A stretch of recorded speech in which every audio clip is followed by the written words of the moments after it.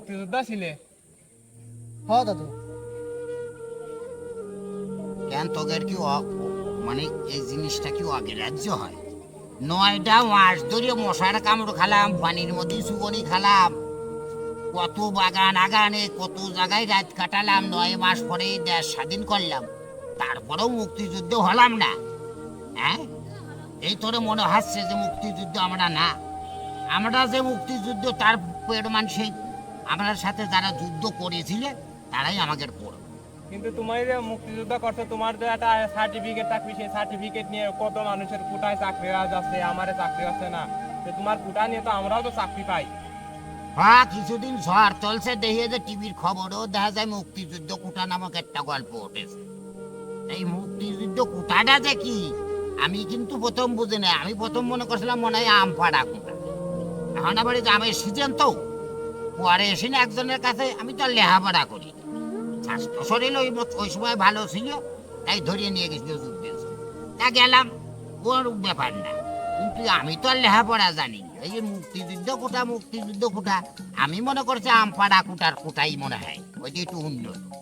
একজনের কাছে জিজ্ঞাসা করলাম চার দোকানে, সে আবার কইল না, যারা মুক্তিযোদ্ধা ছিল ওরাই হচ্ছে মুক্তিযুদ্ধ কোটার মধ্যেই রয়েছে।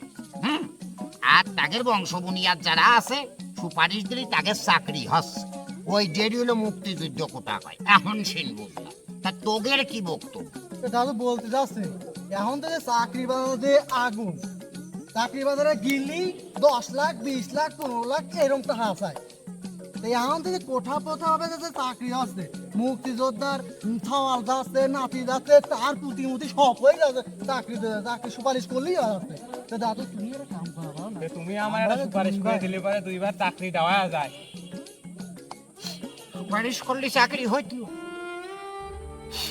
মুক্তিযুদ্ধ করার পর অরিজিনাল মুক্তিযুদ্ধ হওয়ার পর্যন্ত এই বাংলাদেশে রিক্সা চালা খান,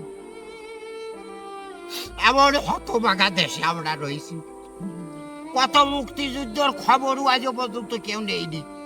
পুঙ্গ হয়ে যারা ঘরে আইছিল ওই সময় ঠ্যাং হাত পাও কাটা হয়েছে, তারা ঘরে পড়েই ঢুকে ঢুকে মরেছে, এমন বহুত প্রমাণ আছে।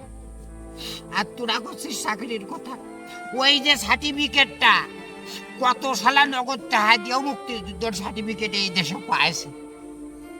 এই দেশে তুমলো পর্যন্ত ঘুষ খায়, আর এই দেশে তোরা আমার 25 মুক্তিযুদ্ধের সার্টিফিকেট আনতে। ওই সময় টাকা যা ছিল, পয়সা যা ছিল, ধস ছিল, তারাই পাইছে ওই সার্টিফিকেট। আমি ভাই পাইনি। তোদের জন্য আমার কিছু করার নেই, চোখের পানি ছাড়া।